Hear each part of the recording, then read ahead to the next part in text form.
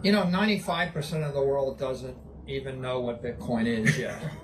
I mean, you've really got, you know, these tranches of the hyper sophisticated people that have been in the space for a decade, but they're already all in. They're all fully invested.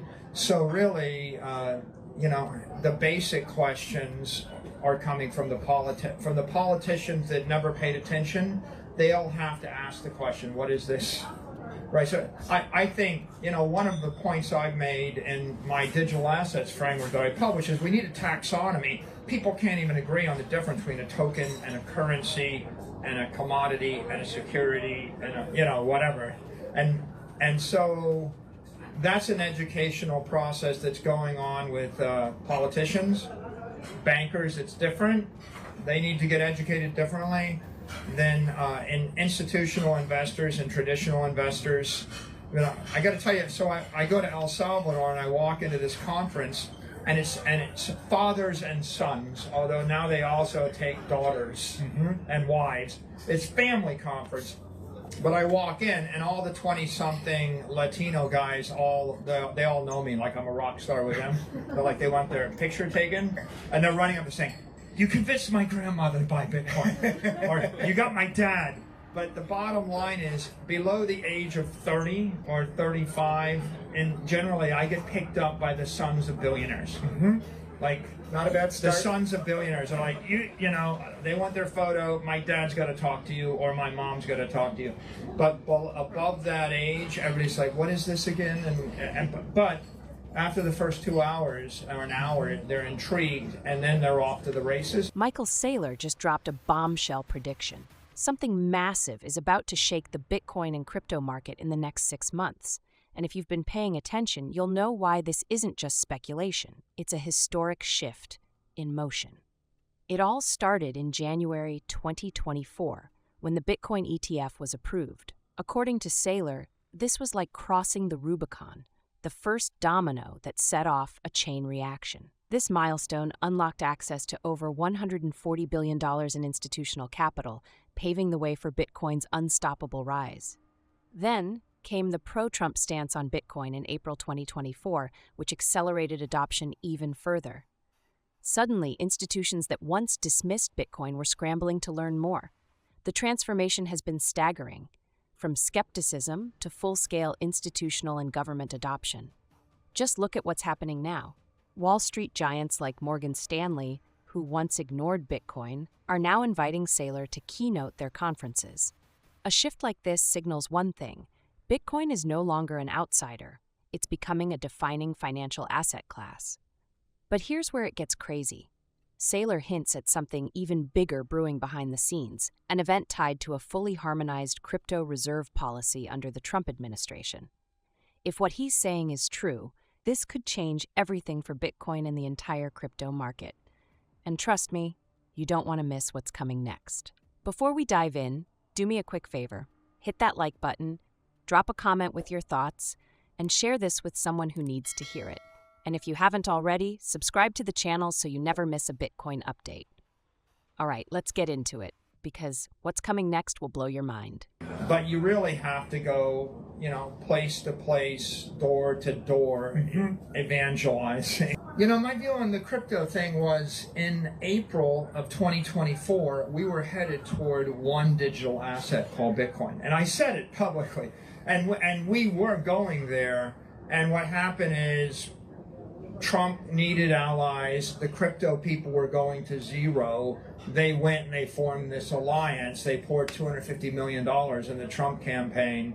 The Bitcoin miners went along and they tipped it, and all of a sudden you get an approval of ETH instead of a denial. You were going to get a denial of the ETH ETF on a Friday, and you got an approval on Monday, and it was a very hurried flip with a call from the White House.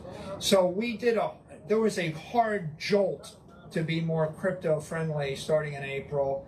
And what do I think right now? I think that we're going to get a stable coin. The question is or the ability to issue stable coins. The question is, how flexible or functional will they be? And that's a big debate. And that's the number one priority. The other thing I think is, we're definitely, you know, we were on the path to have no crypto exchanges and have an exchange that sold Bitcoin and nothing else. We're not going there. It's pretty obvious that all of these exchanges, with the enforcement actions dropped, they're going to trade a lot of coins, and the coins are going to be, and it's clear right now they've got a safe harbor for meme coins, which have no utility. Right. That's the joke, right? They could safely sell something which is worthless. I guess the president did want to protect his own fundraising scheme. But maybe. The question really is going to be, how much utility can you put in a token? And that is indeterminate. I've talked to everybody on the Hill, and what we know is the president said, I want a digital assets framework within 6 months. We know the number one priority is just stablecoin, and then the fights are basically between, you know, state banks, regional banks, etc. And then we're going to end up with U.S.-based companies issuing regulated, legit stable coins that have a constraint, and then you're going to have the offshore tether, and there's going to be interesting dissonance there. I don't know how that plays out. But that's their number one priority. Their second priority is digital assets. I think they'll wait till the last month, maybe the last week, maybe the last 2 days. At that point, somebody, David Sachs, will get with the White House and they'll say, well, sir, we think we have this. And, you know, and the president will say, I think I want this and this. And they will come out of the Oval Office and say, this is what the You mean the president last wants. 2 days of the term? No, they've got 6 months to Okay. deliver Last 2 days of framework. 6 months. Okay. The Bitcoin revolution is accelerating, and according to Michael Saylor, the next 6 months will be a game changer. With institutional adoption gaining momentum and President Trump laying the groundwork for a comprehensive Bitcoin and crypto-friendly framework, the stage is set for something massive. But what exactly is coming? What does Saylor see on the horizon that others don't? Let's dive into his latest insights and uncover the future of Bitcoin. I think everybody's going to talk about what this means for the next 6 months. And you've got 2 committees in the Senate, 2 committees in the House, 6 cabinet members, 10 different organizations in industry, Sachs, his people. They're all going to talk. It'll be indeterminate. And then as they get to that deadline, something's going to happen and the president will decide. And exactly how flexible, you know, what the dividing line is between a security and a token will get carved in stone, because I brought this up with the SEC, and they were reluctant to go there, right? And so I think Atkins has to come in before they get more definitive as to their opinion. And I think the process by which any token might be established as a commodity, that's the very big one, right? And the point that I made That's to them interesting, is yeah. Bitcoin is the commodity, and there's a systemic risk to designating anything else as a commodity, and I laid out why. You're not going to have clarity until probably 6 months out. Then you're going to have something which will be imperfect. I don't think we're getting the perfect outcome. You're going to get a 60 to 80% something outcome. It'll be more liberal than what we had 12 weeks ago. There's no doubt about it. And will you see, what I used to say is, under the previous administration, you get a lot of stuff you don't want and 20% chaos. Under this administration, you're going to get a lot of stuff you want, 20% chaos. 20? There's a big political process to educate the House and the Senate if you want it to bubble up from grassroots, from Congress. But then there's a top-down process where Trump will be signing an order. He'll look over to Howard Lutnick and say, why don't you put that into the sovereign wealth fund? And Howard will say, how much, sir? How much did we give to TikTok last week? 100 billion? Half, put half of that. I think you could very well get something like that, which is the top-down thing. And I really don't know, and I don't think anybody knows, but I'll just make one more point. I don't think it matters to Bitcoin. I think what matters to Bitcoin is you get a permissive treasury that allows banks to enter this business. The number one thing for Bitcoin to go from where it is to 10 million a coin is you need banks in the U.S., because if the banks in the U.S. can hold it, buy it, sell it, and custody it, then you're going to have, it's going to spread everywhere in the world. And if you're a corporate and you want to adopt it, the number one question is, who do I trust to buy it, sell it, and hold it?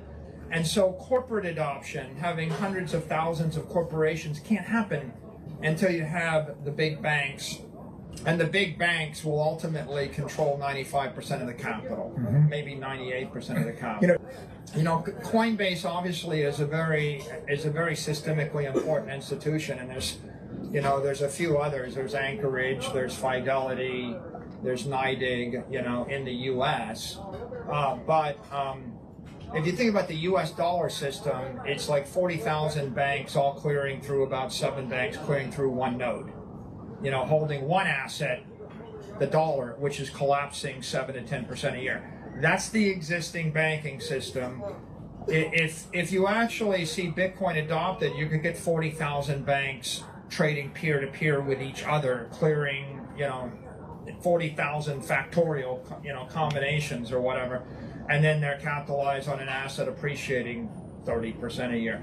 So I actually think the entire worldwide banking system is much more stable, but I actually think the Bitcoin system is like we talk about run your own node. Well, the node that matters a lot is the node that Coinbase runs, right? And then the node that, Cash App uses and the node that Fidelity uses.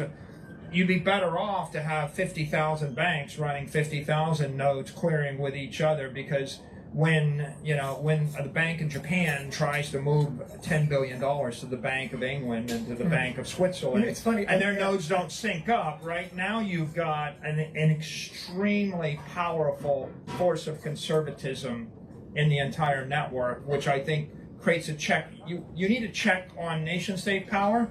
The check on nation-state power is the Bank of China clearing with the Bank of Japan, clearing with the Bank of England, clearing with a bank in the U.S. Are there things that are happening that maybe don't fit the ethos of the pure Bitcoiners, but are actually very good for Bitcoin? Well, I just look at peer-to-peer nodes, and I'm like, well, if your only peers are individuals, that's what you think. But if your peers become family, you think a little bit differently. And if your peers become companies, there's 400 million companies. So I see a world where 400 million companies own Bitcoin. And if your peers are cities, I see a world where 50,000 cities are capitalized on Bitcoin, and I see 40,000 banks, right? And so I see 50 million institutions. Well, what is the Red Cross a peer, right? Is the Mormon Church a peer, right? Is the Catholic Church a peer? And then I see the governments, right? Is Japan as a peer? I actually think in a world where Japan holds $1 trillion of Bitcoin and Switzerland holds $1 trillion of Bitcoin and America holds it, I actually think they all have a joint less interest to fight with each other, right? So I just I expand the idea of peer-to-peer, and I think the ideal world is 8 billion people, 400 million companies, 100 million institutions, every government, every entity, everybody, right? Literally everybody. And in the ideal case, everybody runs their own node, everybody holds their own keys in the ideal case. But in the real case, your 4-year-old kid's not holding their own keys. And the guy with Alzheimer's in the hospital is not holding their own keys. So, and there are all these entities like, the Firemen's Union, and the Firemen's Union is an entity with Bitcoin and trust for 50,000 firemen. And now, how do you do that, right? And, and maybe the firemen want some bank to hold the keys. So I think that the ethos of Bitcoin is it's sovereign money, but sovereignty for every family, every company, every country, everybody, right? And I think it's sound money, right? And those two things were built into the network up front. Can it become private money? I like it. I'm in favor of it. I just think it's hard, right? Right. So it's the heavy lift, but I definitely think that your sovereignty is who are you afraid of, right? If you're an American citizen, you're afraid of the U.S. government. What's the check and the balance, the check on the power of the U.S. government? Well, you really want China, Russia, and Europe to all hold Bitcoin, because if the U.S. government were to propose a protocol change, you need another nation state as a check and balance. So ultimately, this is all about balance of power, and we're safer to embrace the rich and the powerful and get them to join the network because they have political power. They will protect us. If we resist or we reject them, right? We're rejecting the people with the money and the power. At some point, they step on you, right? And you can see that in lots of examples all through history and everywhere in the world. And that's a wrap. But before you go, did today's video leave you with some valuable insights? Now I want to hear from you. Do you think Michael Saylor's predictions will push Bitcoin and crypto to new heights? Or are we on the brink of a record-breaking all-time high? Drop your thoughts in the comments.